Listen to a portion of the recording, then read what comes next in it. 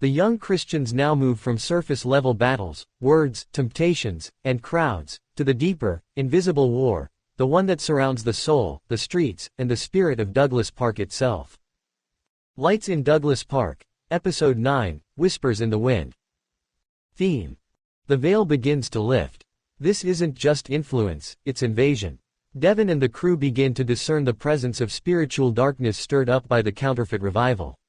Now they must armor up and stand firm. Scene 1, Bad Dreams. Devin wakes up sweating. In the dream, he stood in the middle of the basketball court. The sky was black, no stars. A voice whispered from every corner. You don't belong to him. He won't use you. You're still ours. In the dream, he tried to speak, but his mouth wouldn't open. He looked down, and chains were wrapped around his chest. He jolts awake and looks out the window. The wind is blowing, but the trees don't move. Scene 2, Heavy Air. At school, Devin's not the only one shaken. Justice says he heard someone calling his name outside his window the night before, but when he looked, no one was there. Micah won't speak at all. He hasn't said a word since the revival. He just keeps writing in a notebook full of dark scribbles. Zion pulls everyone aside at lunch. There's something over the neighborhood. A presence. Grace nods. It's like the air's thick. Like we're walking through water.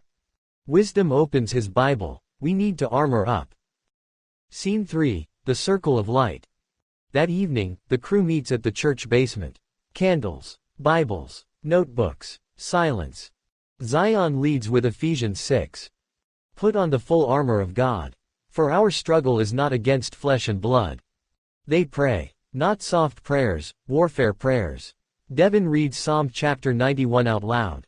His voice shakes but strengthens with each verse.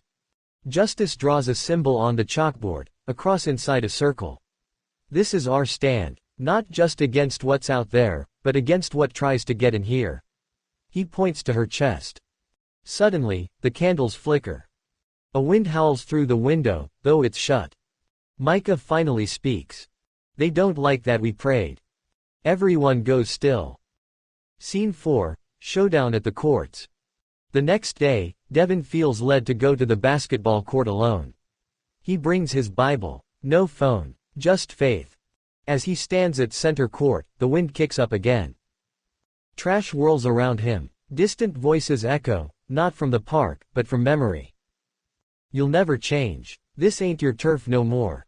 You still one of us. Devin opens his Bible and reads aloud. Though I walk through the valley of the shadow of death, I will fear no evil. The shadows seem to pull closer. For you are with me. He keeps reading, louder. Your rod and your staff, they comfort me. And suddenly, it breaks. The air clears. The whispers stop. A crow caws and flies off the rim of the hoop. Devin breathes, not in fear, but in authority. Scene 5, The line is drawn. That night, the crew regroups. Micah speaks clearly now. Justice's voice is calm again. Even Grace says that she can finally sleep. But they know this isn't over. Zion says, we didn't just win something. We declared something. Wisdom closes with a warning, now the spirits know who we are. Grace whispers, and we know who we are too. Devin looks out the window. He doesn't smile, but he's steady. This is spiritual war, but it's a war we were born to fight. Closing image. The camera pans out across Douglas Park at night. Some lights are out, others burn steady. Then, a flash of something moves behind a tree. Watching, waiting. But this time, the light shines just a little brighter. Episode 10 teaser.